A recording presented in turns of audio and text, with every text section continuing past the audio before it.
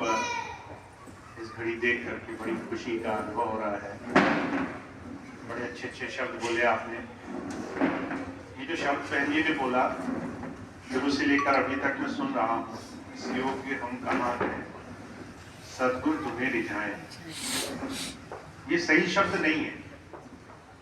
ये शब्द आपको दोबारा नहीं बोलना चाहिए। क्यों नहीं बोलना चाहिए?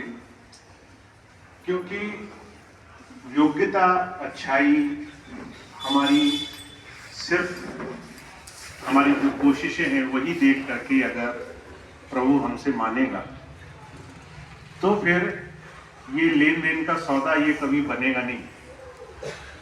इसीलिए महाराज जी कहा करते थे, कब शबरी चौका किया, कब हरी पूछी जात, प्रीत पाचली जानकर फल खाए रघुनाथ। ये प्रेम का रास्ता है। इसमें आप कब अच्छे होंगे और कब वो आपकी अच्छाई देखेगा, आपकी अच्छाई के हिसाब से आपको तोले मोलेगा।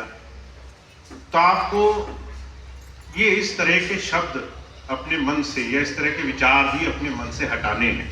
प्रेम भक्ति में रहना है। प्रेम हमारा हमारे गुरु की तरफ जब भी एक क्षण के लिए भी अंदर से बन जाएगा तो उस दिन उसको रुकना नहीं पड़ेगा। वो चाहे कहीं भी हो, उसको आना पड़ेगा। उस दिन आपको कुछ बनना नहीं है, कुछ अपने आप को कुछ अच्छा बनाना नहीं है। आपको सिर्फ प्रेम भक्ति से जुड़ना है। तो बार बार ये कहना बंद करिए कि हम योग्य बने। योग्य हम उसके कभी नहीं बन सकते। तो इसीलिए कोशिश करने के लिए अगर आप बाध्य मानेंगे अपने आप को, तो हमेशा अपने आप के लिए बहाना भी तैयार रखेंगे कि हम कर ही नहीं पाए, हम क्या करें। आप बिल्कुल सहज भाव से गुरु को अपना मान रहे हैं। अभी एक बहन ने और शब्द पढ़ा था, उसको अपना मानिए, प्रेम से जुड़िए और हर रोज बिना ये सोचे कि मेरे अंदर ये खामी, ये बुराई, ये कमी, ये अच्छा नहीं है, मैं ये नहीं कर रही हूँ। आप ये देखिए कि आप क्या कर सकते हैं। आप क्या 2 मिनट दे सकते हैं? क्या आप थोड़ा समय दे सकते हैं? क्या आप थोड़ी याद बना सकते हैं? आपसे कोई हिसाब नहीं पूछा जाएगा कि आपने कितने घंटे किए। आपसे ये भी नहीं पूछा जाएगा कि आप कहाँ तक पहुंचे।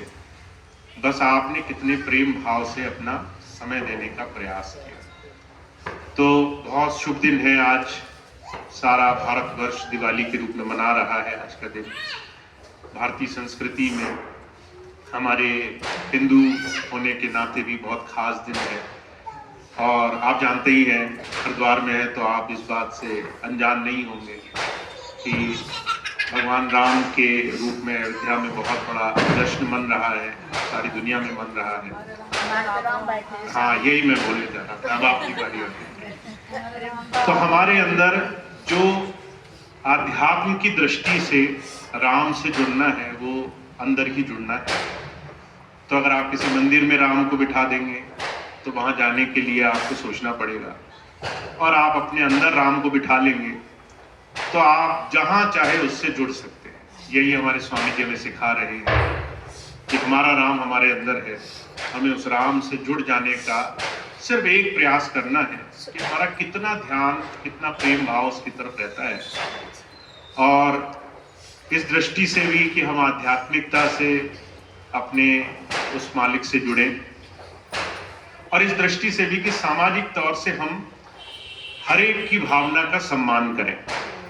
मैं हमेशा इस चीज को कहता हूं कि हमेशा ये जरूरी नहीं है कि आप सही हो या गलत हो। आप हमेशा अपने आप को सही ठहराने के लिए दूसरे को गलत ठहरा दें कि तुम पूजा कर रहे हो, तुम राम को मान रहे हो, तुम मंदिर जा रहे हो, ये गलत है।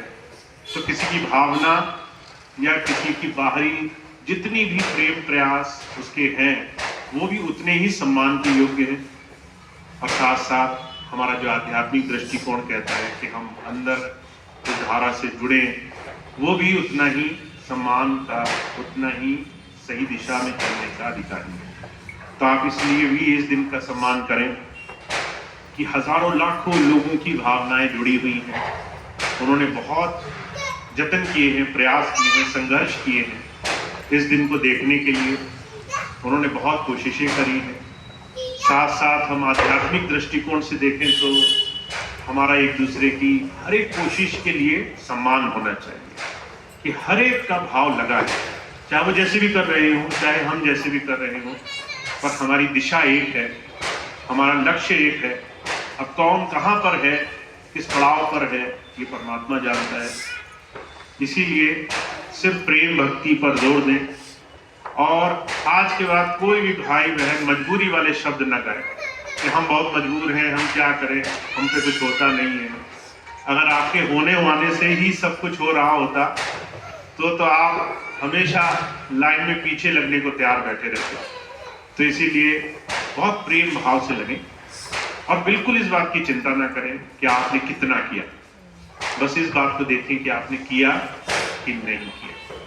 तो हमारा प्रेम जुड़ा रहे मालिक से, अपने गुरु से, अपने सद्गुरु से, यही हमने हमेशा प्रार्थना, हमेशा अरदास रखनी है और इसी भाव से एक दूसरे के साथ जुड़ना है। अब आज के लिए आप सबको बहुत बहुत धन्यवाद। बहुत ठंड में आप लोग यहाँ पर इस वक्त मौजूद हैं।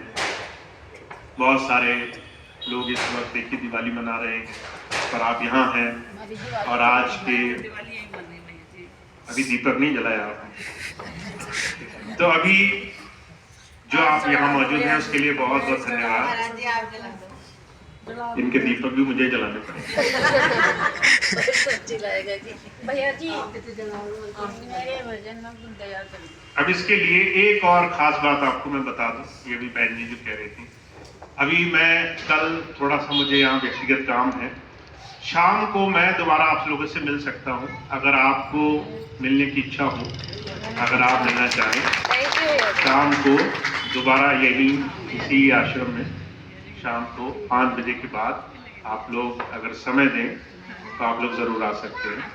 तो कल शाम 5 बजे से एक बार दोबारा जिनको मिलने की इच्छा होगी, तब आप ऐसे सवाल पूछ लीजिएगा, भजन, ध्यान, अपने दूसरे व्यक्तिगत सवाल, तब खुल करके उस पर बात करें।